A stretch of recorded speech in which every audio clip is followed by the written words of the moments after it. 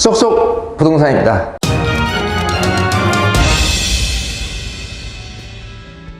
이 무화주택 추진 시 금융지원에 대해서 말씀을 드려보겠습니다. 자, 우리가 이제 어떤 회사를 운영하건 가정이 잘 유지되기 위해서 반드시 돈이 필요할 겁니다.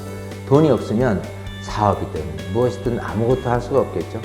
우리는 이러한 돈을 경비, 유지비, 관리비 등등으로 부르기도 합니다. 그런데 재개발, 재건축 등의 정비 사업을 추진할 때 이 주체인 조합이 활동할 때 들어가는 돈이 있습니다.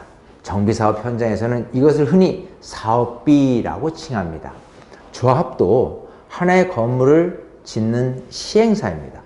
건물을 짓기 위해 공사비도 시공사에 지급을 해야 하고 각종 설계비, 감리비, 철거비 등의 간접 공사비도 들어갑니다. 게다가 이 향후 관리처분, 쉽게 말해 조합원들에게 일반 분양 수익을 예상하여 남은 금액을 조합원에게 지분대로 나눈 후 나오게 되는 추가 분담금 내역을 알려주는 절차, 이 관리 처분 시에 조합원 분양 신청을 하지 않은 사람들에게 현금 청산이라는 보상도 해야 할 겁니다.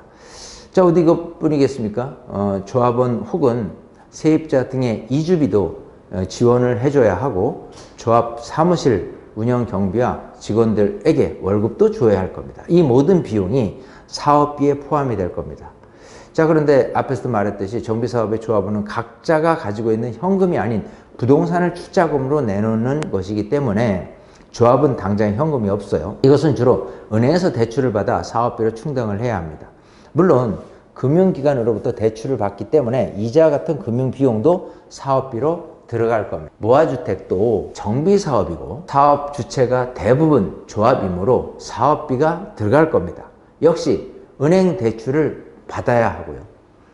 무화주택은 대부분이 가로주택 정비 방식으로 사업을 추진합니다. 가로주택 정비 사업과 같은 소규모 정비 사업은 대규모 재개발, 재건축 사업과 비교해서 규모가 영세하고 미분양 등의 위험이 높아서 민간, 금융을 통한 사업비 조달이 어려웠습니다. 자, 그래서 지난 정부는 2018년 주택 도시기금을 통해서 가로주택 정비 사업비 대출 제도를 새로 만들었고, 지난 4년간 사업비 180곳에 총 1조 219억 원을 대출을 통해서 지원을 하였습니다. 자, 그런데 그동안 가로주택 정비 사업을 추진하는 곳이 크게 늘어나면서 이 기금 융자의 증가 규모가 2018년 675억에서 2021년 4,094억 원으로 크게 증가해 사업비 융자 이 수요가 계속해서 늘어나고 있습니다.